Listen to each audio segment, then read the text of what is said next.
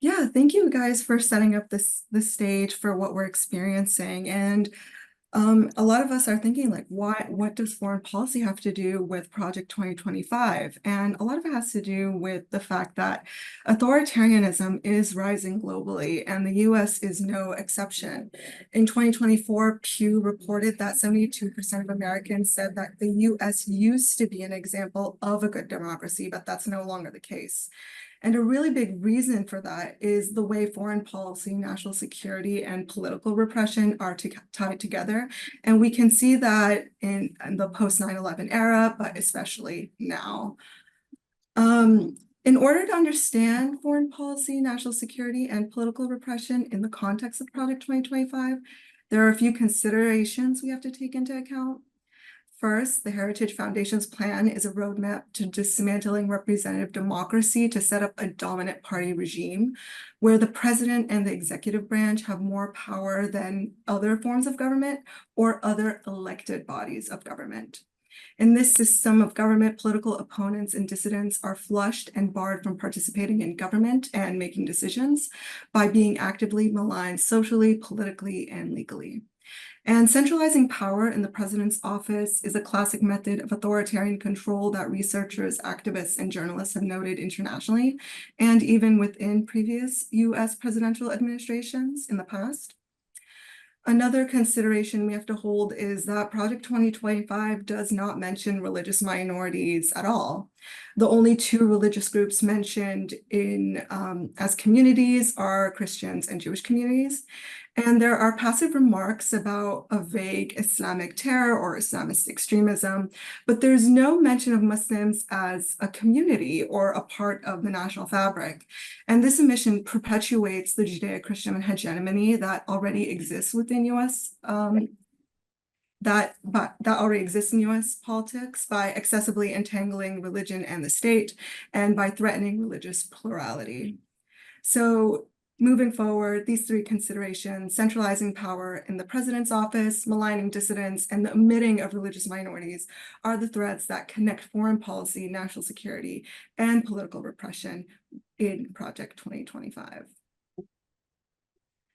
Project 2025 actively maligns and blames the radical left of the US's downfall.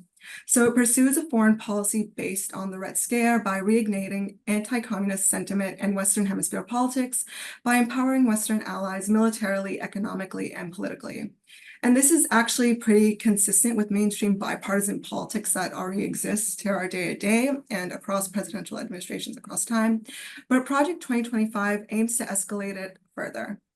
Internationally, the next presidential admin should focus on China, Russia, Iran, North Korea, and Venezuela due to a looming communist threat.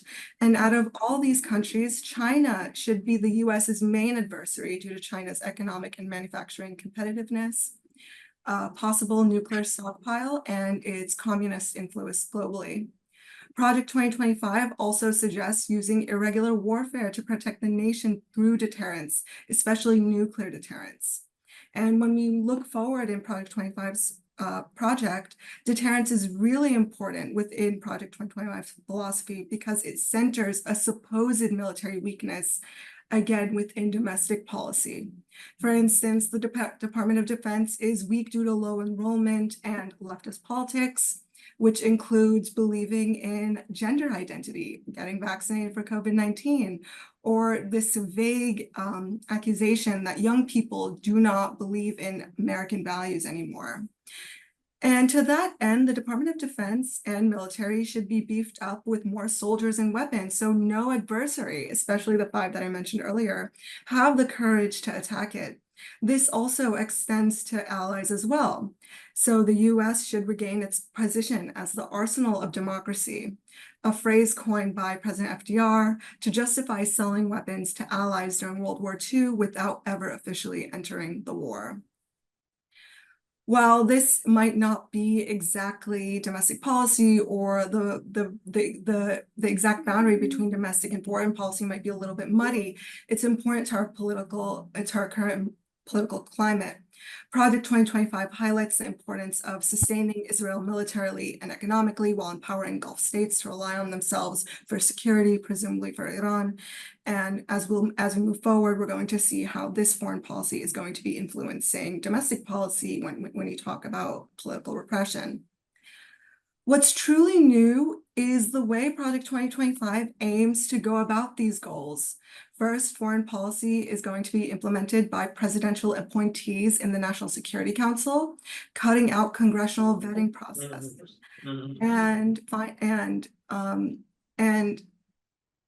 Finally, foreign policy and economic policy staff are going to be appointed by the Office of Presidential Personnel, consolidating presidential power across several federal departments, cutting out other agencies in the process. Even though some of Project 25's are not new, some policies are directly taken from the Trump presidential administration. On NATO and Russia, the U.S. must transform NATO so that U.S. allies are able to deter and fight Russia without U.S. help, and that Iran and the Iran nuclear deal were a mistake because it offered an economic lifeline to the Iranian regime, and that the U.S. must encourage Middle Eastern countries, in particular Saudi Arabia, to enter the Abraham Accords, which normalize diplomatic economic ties between Israel and Gulf states, particularly the UAE. These are important because this is currently very apparent thing in the current news cycle and US politics. The policies show that Project 2025's ideological and political proximity to the White House across presidential admins. Next slide, to talk about national security. So Project 2025 manipulates the national security apparatus to go after political opponents, dissidents, and historically marginalized communities. Wherein national security used to be a supposed effort to protect Americans from enemies, it is now going to be explicitly used to maintain social and political control. First, Project 2025 aims to dismantle the Department of Homeland Security, which is, we think it might be a good deal, but it's actually because the Heritage Foundation believes that it is a bloated, bureaucratic, and expensive administration to run. This is an effort at small government politics while offering an alternative way to cut government spending. This may trigger socio-political tensions amongst the bureaucratic class, including those in law enforcement and security, because they will lose their economic lifelines and the socio-political power that comes with a government job. While it dismantles DHS, it also disempowers local government, communities, and institutions by empowering the Justice Department and other federal agencies to intervene in local affairs by allowing the Department of Justice to control over local law enforcement activities when local governance is deemed insufficient by federal standards. This includes intervening in how public protests are managed, and that is a direct quote. Because of the demonization of the left and any political opponent in general, Project 2025 suggests severe First Amendment right reversals and fosters an environment for high risk for abuses of power and a lack of accountability for government institutions. And most importantly, because of the new power differentials, there is a possible power struggle between state and federal institutions and law enforcement and local communities and their own government and state institutions. And whenever there is an asymmetry of power, there is going to be an opportunity for violence.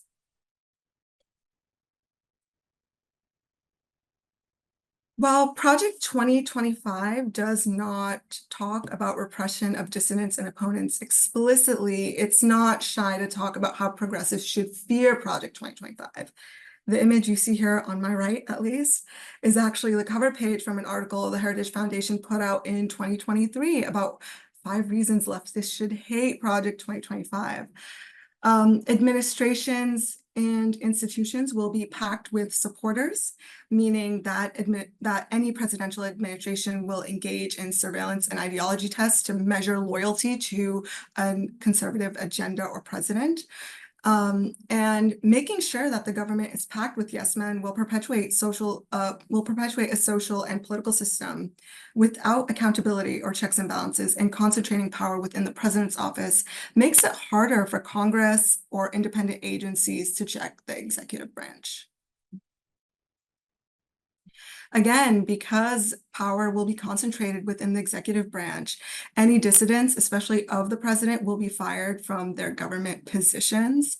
The ultimate goal is that surveillance and repression trickles down to non-government institutions and society, and sets an example of what happens if you do choose to express different political ideas. And on the right, at least my right, this is the second page of that article the Heritage Foundation posted about why leftists hate Project 2025.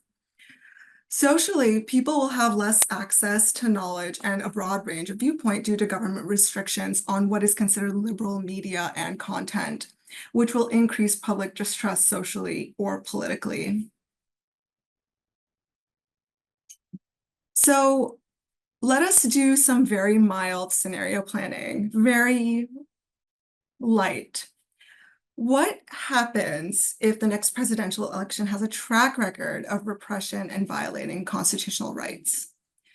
So Project 2025 comes in as not entirely new, but it is extremely detailed. The document is nearly 900 pages long. The methods are inspired from other authoritarian regimes and US history. Some communities already live in a post-Project 2025 world, especially racial and religious minorities, particularly that Muslims and Arabs, LGBTQ individuals, and progressive political dissidents. What's so different about Project 2025 is how it demonizes and maligns entire groups of people and justifies violence against them to eliminate them. And I want to put eliminate in so many bold points.